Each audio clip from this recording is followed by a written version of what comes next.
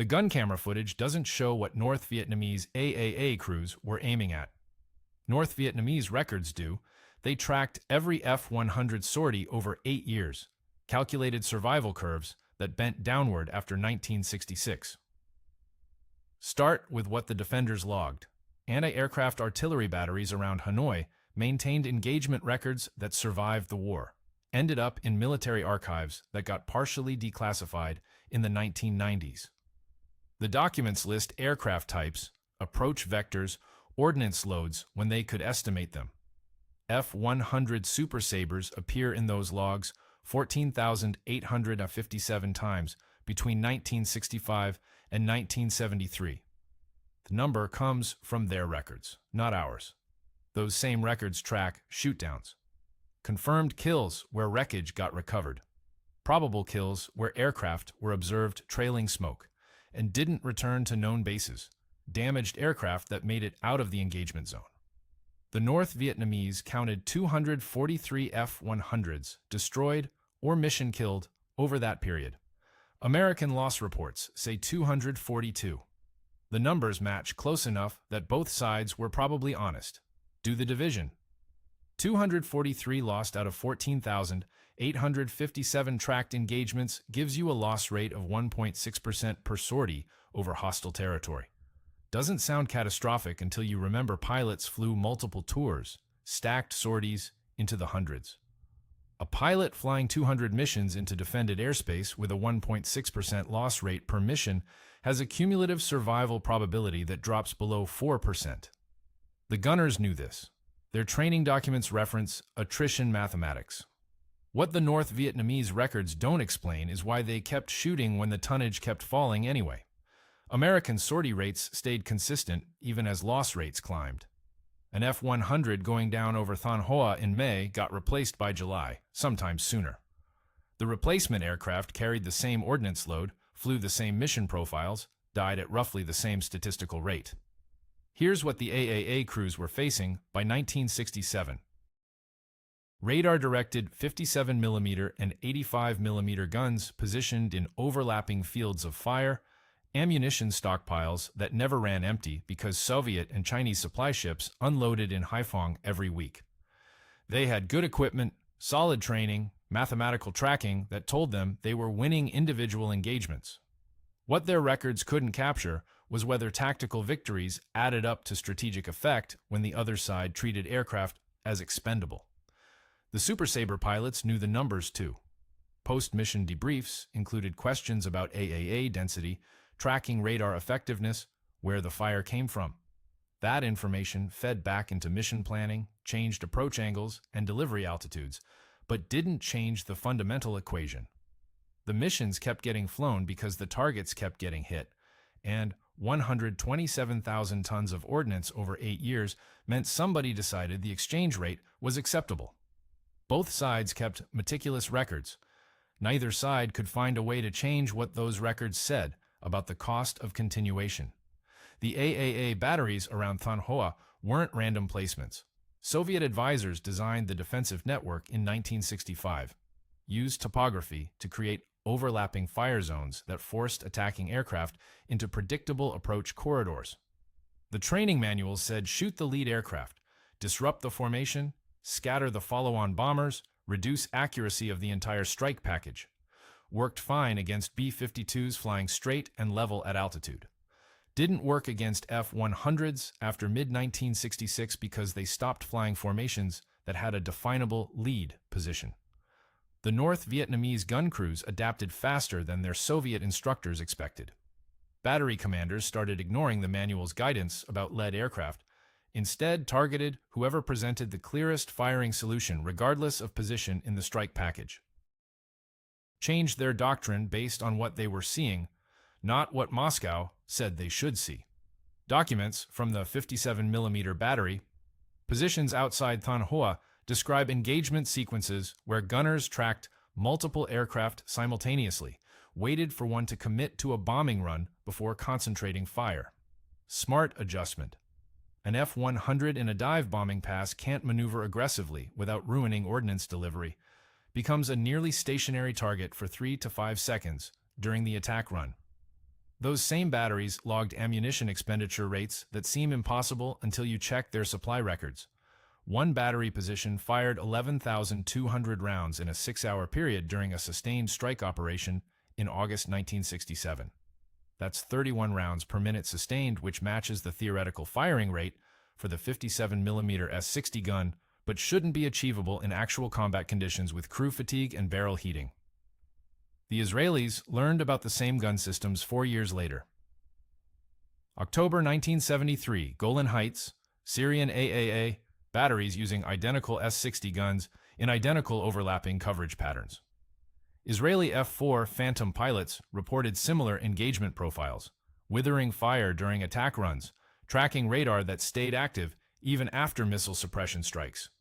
Different terrain, different aircraft, same defensive mathematics. The Syrians didn't achieve the same hit rates the North Vietnamese did, probably because they were facing aircraft with better electronic countermeasures and pilots with recent training against Soviet doctrine AAA networks. But the fundamental problem remained identical. How do you deliver ordnance accurately when the delivery window coincides exactly with maximum defensive fire concentration? Israeli post-war analysis concluded that the S-60 network was beatable but not suppressible. You could kill individual gun positions with cluster munitions or rocket artillery, but the network as a whole absorbed losses and continued functioning until you destroyed enough positions to create gaps in coverage. North Vietnamese experience matched that assessment. Their battery logs show individual positions getting destroyed and replacement guns arriving within 48 hours. What nobody's records explain is why the North Vietnamese didn't shift to more mobile AOA tactics earlier. They had the trucks, had the training, could have made the gun positions harder to target. They kept the batteries static until late 1968, took higher losses than necessary, but maintained more consistent firing solutions because the guns weren't moving between engagements. Doctrine versus adaptation. The guns stayed where Soviet advisors said to put them. May 1967. Package 6 airspace north of Hanoi. Gun camera footage from that period shows tracer streams thick enough to walk on, except the Super Sabre pilot isn't watching the tracers. He's dialing ordnance delivery parameters on the weapons panel. This is where the narrative shifts from what the defenders saw to what the attackers were doing during those same engagements. The perspective changes because the mission changed. Early war F-100 operations focused on interdiction strikes against supply routes and staging areas. By 1967, the targets had moved closer to Hanoi, deeper into defended airspace, which meant longer exposure to AAA fire and less margin for navigation error. Pilots described the approach into Package 6 as flying through a bowl of fire, not poetic exaggeration. The AAA concentration around critical targets created visible walls of tracer rounds. Every fifth round in a belt carried a tracer element. So what you could see represented 20% of what was actually in the air. An experienced gunner watching those tracers could estimate total round density, calculate whether the fire concentration made the target approach survivable. Most targets weren't survivable if you thought about it too long. The pilots who completed those missions were the ones who stopped calculating survival probability and started treating the approach as a technical navigation problem. Set airspeed, establish dive angle, activate the gun sight, pickle ordnance at the computed release point, brake hard and get out. Turn the mission into a checklist that didn't include a line item for evaluating whether the checklist would kill you. The F-100's weapons delivery system wasn't sophisticated by late 1960s standards. Manual sight depression, pilot computed release points, no automated ballistics calculation. The pilot had to know his airspeed, dive angle, and target altitude, then reference a card strapped to his knee to find the correct release point. Do that math while maneuvering to avoid AAA fire, and you'll get the release point wrong. Do the math before you enter the fire zone, commit to the parameters, execute without deviation. Better chance of accurate delivery. Which explains why the gun camera footage shows pilots ignoring the tracers. They'd already committed to the attack profile before the AAA opened up, Changing course mid-run would ruin ordnance accuracy, and inaccurate delivery meant you'd have to come back and hit the same target again tomorrow. Better to hold the dive, take the increased risk, get the bombs on target the first time. Post-strike reconnaissance photos from Package 6 targets in 1967 show hit rates around 40% for bombs dropped under heavy AAA fire. Sounds terrible until you compare it to the 15% hit rates from early war strikes where pilots were still learning how to maintain attack parameters under fire. The improvement came from pilots deciding that defensive maneuvering during the attack run cost more accuracy than it bought in survival probability. Cold calculation. AA fire during a 5-second bombing run might kill you.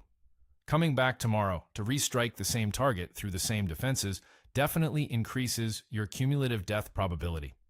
Pilots chose the option with better overall mathematics, even when it felt worse in the moment. The gun camera footage captured that choice every time. Tracers filling the frame, aircraft holding steady, ordnance release, immediate break. The airframe itself carried contradictions. Century Series fighter that became a bomb truck, afterburner that drank fuel, hydraulics that leaked in humidity. North American Aviation designed the F-100 in 1953 as an air superiority fighter, first production aircraft capable of sustained supersonic flight in level cruise. By 1965, the Air Force was using it to haul iron bombs into defended airspace at subsonic speeds. Mission profile the designers never intended and the airframe barely tolerated. The afterburner problem showed up first. The Pratt & Whitney J57 engine could push the aircraft past Mach 1, but afterburner fuel consumption dropped loiter time to minutes. Pilots flying ground attack missions needed endurance, not speed. They'd fly to the target area on military power, which gave them reasonable fuel economy but eliminated the performance margin that made the F-100 dangerous as a fighter. Turn it into a bomb delivery platform, and you've deleted the characteristics that justified building it. Ordnance load made it worse. The F-100 could carry 7,500 pounds of external stores across 6 hardpoints, which sounds impressive until you account for what that weight did to handling characteristics. Fully loaded Super Sabre flew like a brick, needed longer runways for takeoff, bled energy in turns, couldn't outmaneuver anything except maybe a cargo helicopter. The hydraulic systems weren't designed for Southeast Asian climate conditions. High humidity, temperature swings, corrosive salt air near coastal bases. Seals degraded faster than maintenance schedules anticipated, which led to fluid leaks, which led to system pressure drops during flight. Pilots reported hydraulic problems on 8% of sorties in 1966. Rate climbed to 14% by 1968. You could still fly the aircraft with degraded hydraulics, but control response got mushy, made accurate weapons delivery harder. Wind the problems together, and you get an aircraft optimized for a mission it wasn't flying, flown in conditions it wasn't designed for, carrying loads that compromised the performance characteristics that made it worth building. The Air Force kept flying F-100s in that role because they had the airframes available, and the mission requirements didn't stop just because the equipment was suboptimal. Misty FAC call sign, 1967 to 1970. Different mission profile, same aircraft, triple the AAA exposure because forward air controllers had to loiter. Fast FAC operations started in June 1967 when the Air Force realized that slow-moving O-1 and O-2 spotter aircraft couldn't survive over North Vietnam's defended areas. Solution was to put forward air controllers in F-100s, give them the speed to evade AAA, send them into Package 5 and 6 airspace to mark targets for strike packages. Misty was the call sign, Phuket. Airbase was home, and the survival statistics were worse than anyone published during the war. Regular F-100 strike missions spent maybe 8 to 12 minutes in defended airspace. Get in, deliver ordnance, get out. Misty FACs had to find targets, mark them with smoke rockets, then orbit the area to talk strike aircraft onto the aim points. Loiter time ran 30 to 45 minutes over some of the most heavily defended real estate in Southeast Asia.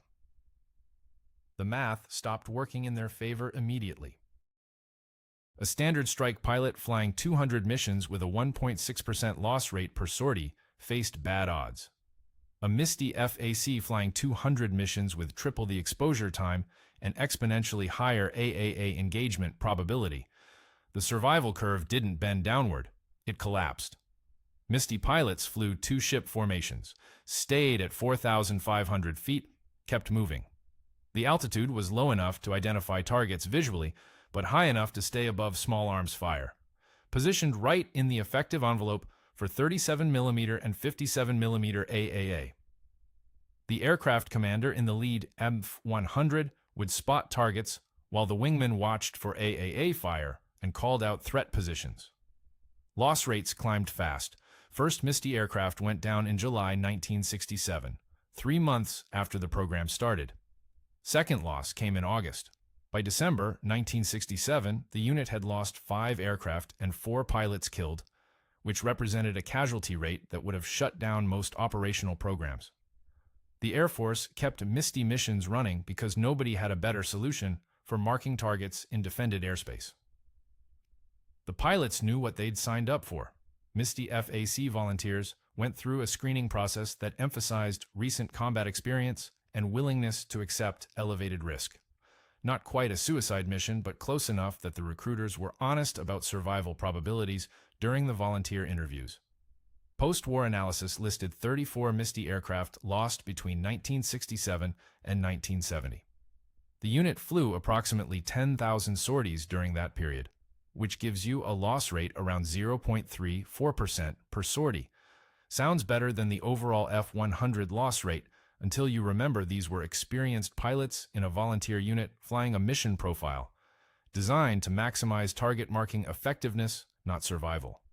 The program ended in May 1970 when the Air Force transitioned to F-4 Phantom FAC operations.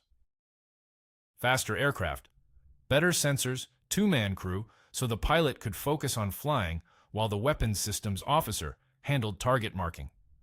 Improved the survival equation, but didn't eliminate the fundamental problem. Somebody still had to loiter over defended areas long enough to mark targets accurately. Misty pilots understood that going in, flew the missions anyway. Ordnance tonnage breakdown creates questions. 127,000 tons divided across how many aircraft? How many sorties? What percentage actually hit infrastructure versus jungle? The Air Force counted drops, not effects. The 127,000-ton figure comes from official sortie records compiled between 1965 and 1973, covers all F-100 ordnance delivery over North Vietnam, Laos, and South Vietnam. Sounds precise. Isn't. The number represents bombs released, not bombs that hit targets, and the distinction matters when you're trying to evaluate whether the campaign accomplished anything beyond keeping aircraft busy. Break it down by theater. Roughly 34,000 tons fell on North Vietnamese targets, 41,000 tons on interdiction routes through Laos, 52,000 tons on close air support missions in South Vietnam. The distribution reflects mission priorities that shifted multiple times during the war. Rolling Thunder operations emphasized North Vietnamese infrastructure until 1968, then the focus moved to Laotian supply routes, then back to supporting ground forces in the south. Accuracy data exists, but nobody trusts it. Post-strike reconnaissance photos could confirm whether a target got hit, but most missions didn't get photo coverage. Pilots submitted visual damage assessments that were optimistic at best, completely fictional at worst. An aircrew reporting target destroyed after a bombing run through heavy AAA fire wasn't lying deliberately. They just didn't have time to orbit and verify actual damage while tracer rounds were still in the air. The best accuracy estimate comes from comparing sortie counts against confirmed target destruction reports.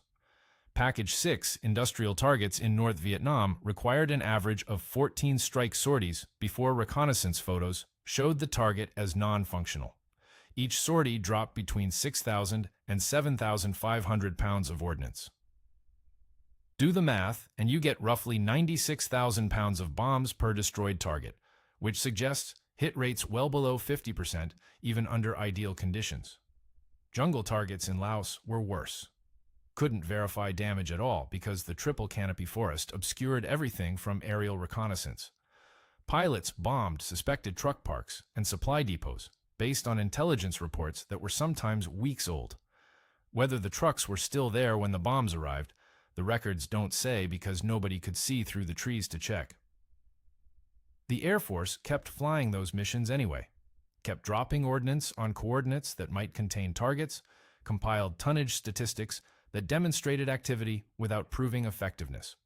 The assumption was that enough bombs falling in the right general area would eventually hit something important.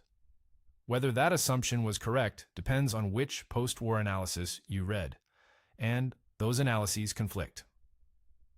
North Vietnamese post-war assessments credit American bombing with destroying approximately 65% of their northern industrial capacity by 1968. Sounds like validation, except those same assessments note that most critical war material came from China and the Soviet Union anyway, arrived through ports that were off-limits to American strikes for most of the war. You can destroy 65% of domestic industrial capacity and still lose nothing operationally important if the things you actually need are being imported. The tonnage number is accurate. What it meant is still being argued. 127,000 tons of ordnance dropped by aircraft that took losses the defenders couldn't sustain and couldn't prevent, falling on targets that may or may not have mattered to the outcome. Both sides kept meticulous records of the activity. Neither side proved the activity changed anything. Post-war assessments from Hanoi's perspective. Their gunners' celebrated shoot-downs ignored the mathematical problem. Replacement aircraft arrived faster than they could destroy them. Industrial capacity versus individual courage. The North Vietnamese published victory claims in Nam Dan newspaper throughout the war, listed pilot names when they could identify them from wreckage, described each shoot-down as proof that American air power could be defeated. The propaganda served morale purposes, but the military command understood the actual equation. Every F-100 they destroyed got replaced within weeks, sometimes days. The Americans had 2,294 F-100s built between 1953 and 1959, had them sitting in storage at Davis Monthan, could pull airframes out of desert preservation, and have them flying combat missions in Southeast Asia within a month. North Vietnamese Air Defense Command tracked American aircraft inventories, knew how many F-100s were stationed at each base, watched the numbers stay constant even as their gunners confirmed kills. A document from the 1968 Air Defense Assessment, translated and declassified in 1995, includes a section that calculates American replacement rates versus North Vietnamese destruction rates. Their analysts concluded that current AAA effectiveness would need to triple before destruction rates exceeded replacement capacity. Triple the effectiveness meant tripling ammunition expenditure, which meant tripling supply requirements, which the Soviet Union and China weren't willing to support because they were already shipping maximum sustainable ammunition loads. The North Vietnamese were stuck with a defensive network that could kill American aircraft at operationally significant rates, but couldn't kill them fast enough to reduce the total number of aircraft hitting targets. Individual AAA crews didn't think in those terms. They celebrated each shoot-down, painted kill marks on gun barrels, received commendations from commanders who emphasized tactical victories. One battery outside Thanh Hoa claimed 11 confirmed F-100 kills between 1966 and 1970, got featured in propaganda films, became a model unit that other batteries were supposed to emulate. The gunners were doing exactly what their doctrine required, achieving results that their training said indicated success. The strategic assessment said something different. That same model battery that claimed 11 kills had engaged F-100s approximately 840 times over the same period based on sortie logs matched against battery firing records. An engagement success rate of 1.3%, which was actually above average for AAA batteries in that defensive zone. Good gunners achieving good tactical results that didn't add up to strategic effect because the other side treated a 1.3% loss rate as acceptable cost of operations. North Vietnamese military historians writing after 1975 acknowledged this gap between tactical and strategic success. One assessment published in 1982 states plainly that AAA defenses never reduced American sortie rates below mission-critical levels, never forced operational pauses longer than weather delays, never created no-go zones that American planners respected. The defenses imposed costs, but didn't prevent missions. What the AAA network did accomplish was forcing American aircraft to fly specific approach profiles that reduced bombing accuracy. That's worth something. An F-100 maneuvering to avoid I fire drops bombs less accurately, which means more sorties required to destroy each target, which increases total aircraft exposure time, which gives the AAA network more engagement opportunities. The defensive network couldn't stop the missions, but it could make them less efficient. The North Vietnamese kept shooting because making the missions less efficient was better than not shooting at all. Individual courage substituting for industrial capacity, tactical victories accumulated without strategic breakthrough. Captain Richard Mallon's personal flight log sits in an archive box at the Air Force Historical Research Agency, Maxwell Air Force Base. 287 combat sorties between March 1966 and November 1968. Meticulous fuel consumption notes for each mission. Calculations for optimal cruise altitude based on payload and expected winds aloft. The fuel notes connect to nothing operationally relevant. He just liked tracking the data. Mallon flew F-100D models out of Tui Hoa Air Base, standard strike missions into Package 4 and 5, airspace, occasionally into Package 6 when mission requirements exceeded available aircraft. His flight log doesn't record anything exceptional. No ace-level kills, no Medal of Honor actions, no missions that ended up in official histories. Just 287 repetitions of the same basic task. Load ordnance, fly north, deliver bombs, come back, repeat. The log entries get shorter as the tours accumulate. Early missions in 1966 include detailed notes about AAA positions, target coordinates, observed damage. By mid-1967, the entries shrink to bare minimums: date, target area, ordnance load, fuel state at recovery. Progression suggests either decreasing enthusiasm for documentation or increasing recognition that the details didn't matter much when you were doing the same mission every third day. Mallon completed his second tour in November 1968, rotated back to the United States, got assigned to an F-100 training squadron at Luke Air Force Base in Arizona. Standard career progression for experienced combat pilots: take the knowledge you gained in combat operations, transfer it to new pilots headed to the same war. He separated from active duty in 1971, took a job with Hughes Aircraft in Tucson, worked on radar development programs. The connection between combat flight experience and radar engineering was thin, but defense contractors in the early 1970s hired veterans because security clearances and military experience counted for more than precise job qualification matches. February 1974. Traffic accident on Interstate 10 outside Tucson. A semi-truck crossing the median, impact at highway speed, 4 fatalities, including Mallon. The accident report lists mechanical failure in the truck's steering system as probable cause. Random failure, wrong place, wrong time. He survived 287 combat missions into defended airspace, came through 2 tours without serious injury, accumulated 1,840 flight hours in an aircraft with a fatal accident rate around 13.5 per 100,000 flight hours. The survival mathematics were never in his favor, but he beat them anyway. Then died on a civilian highway because a truck part failed. The fuel consumption notes in his flight log never contributed to any engineering analysis, never influenced mission planning, never got referenced in any tactical study. He tracked the data because he found it interesting, kept tracking it even after it became clear nobody else cared.